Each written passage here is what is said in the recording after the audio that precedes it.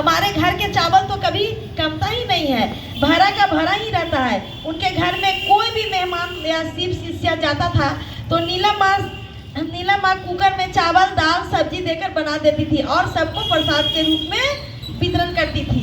उनका घर में कोई भी जाता था तो अलग अलग तो बनाने का समय नहीं रहता था, तो वो कुकर में हर चीज़ दे देती थी, चावल से लेके दाल से लेके। आज हम ही लोग कहीं घूमने जाते हैं, घर में आते हैं तो हम लोग को समय नहीं, तो क्या करते हैं एक साथ सब देकर बना के हम लोग सब खाते हैं ना। तो नीलम माँ भी वही कहती थी, सब शिष्य को और सब शिष्य को प्रसाद के रूप में वितरण करती थी।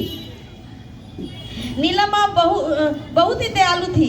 शिव की भक्ति, शिव शिष्य के प्रति उनका भाव था। इन्हीं सब के बजाय आज अपने शिव गुरु साहिब के साथ हैं, जो बगिया सजा कर गए उसी को हम सब गुरु भाई बहन को पूरा करना है, और जो शिव राज्य मार्ग बना के गए उन्हीं पर चलना है। जो साहिब भैया साहिब दीदी जो शिव राज्य मार्ग को बना के गए हैं उन्हीं को राह पर हम लोग को चलना है और उनको छोड़ा हुआ सपना को पूरा करना है। अधूरा सपना को हम लोग को सब गुरु भाई गुरु बहन को पूरा करना है। जितना सुंदर हम लोग को दे के गए हैं उसी शिव राज्य मार्ग पर हम लोगों को चलना है। नीलम माँ कहती थी एक वृक्ष लगाओ, देखिए सुनिएगा, नीलम माँ कहती थी एक वृक्ष लगाओ अपने कर्ज से मुक्त हो, एक वृक्ष लगाओ अपने कर्ज से मुक्त हो जाओ, क्योंकि धरती से जाने को हर व्यक्ति को लकड़ी का कर्ज ही रह ही जाता है। हम लोग कोई भी व्यक्ति जाता है तो हर कर्ज चुका देता है, लेकिन लकड़ी का कर्ज कोई नहीं चुकाता है, वो लकड़ी का कर्ज रह ही जाता। आओ चले शिव की ओर। साहब भैया नीलम माँ बताते हुए बोलती थी कि हर शिष्य जितना भी है सब एक वृक्ष लगाओ, ताकि मरने के बाद भी उनका कोई कर्ज न रहे, क्योंकि हम एक वृक्ष लगाएंगे तो वो लकड़ी का काम आएगा ना, तो वो जब हम जलेंगे तो उस लकड़ी काम में आएगा, तो हमारा कर्ज नहीं रहा हमारे ऊपर। इसलिए नीलम माँ इसीलिए वो अपने जो रांची में उपवन है उनके अपने पूरे पेड़ पौधे से सजाते थे। साहिब भैया एक मंदिर था महादेव का, तो उस महादेव को मंदिर में हर दिन वो पौधा लगाते थे, हर दिन।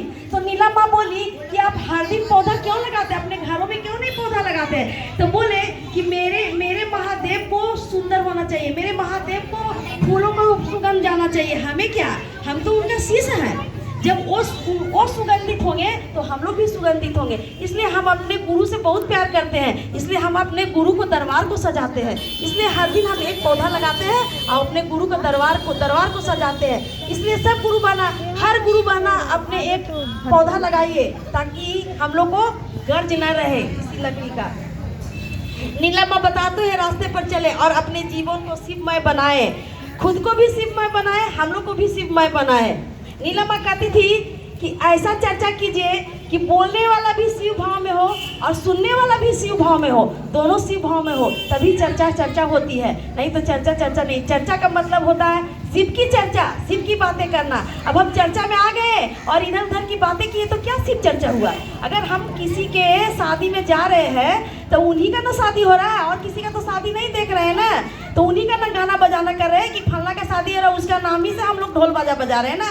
लेकिन हम लोग आते हैं शिव चर्चा में, तो इसीलिए बोलती थी नीलम माँ कि हम लोग शिव चर्चा में जाते हैं तो शिव की बातें कीजिए, शिव की राह पर चलिए। सब गुरु बना, जैसे साहिब भैया साहिब दीदी शिव की बातें चले और बोले अपने आप को भी शिवमय बनाइए। अब हम लोग शिव की बातें करेंगे तब ना शिवमय बनेंगे। नीलम माँ कहती थी रहना नहीं देश वीराना रे, ए देहिया माटी का पुतला, एक दिन बह जाना रे, क्योंकि जब हंसा उड़ा अकेला रे।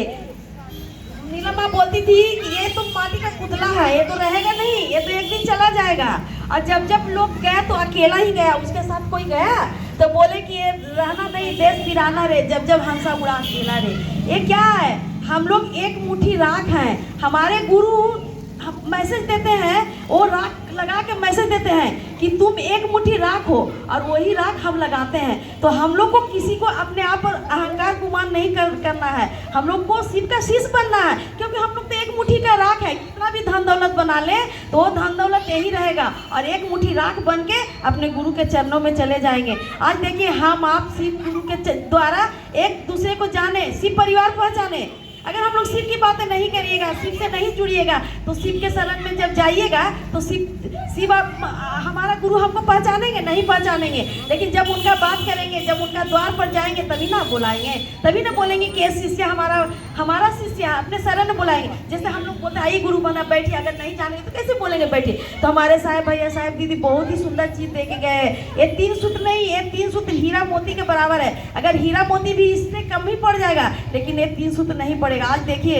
हम लोग 5,000 के साड़ी पहन के चलिएगा तो आपको कोई प्रणाम नहीं करिएगा, लेकिन आप 20 रुपया के कंगन पहन के चलिएगा तो सब लोग बोलेगा प्रणाम गुरु बहन, प्रणाम गुरु बहन। तो हमें साहब भैया कितना कीमती चीज दिए।